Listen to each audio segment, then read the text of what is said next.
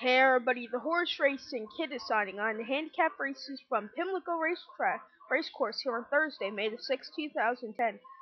We have about, let's see, here on the calendar, let's see, 5, 1, 2, 3, 4, 5, about a week and a half to, about 10 days to, I suck at math, sorry, about 9 days to Preakness Day. It's going to be a very good card at Pimlico. I can see that now, so yeah.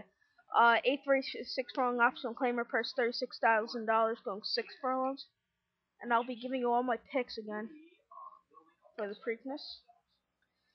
Field of 6, and I'm going with the 6, Sumacha Hot.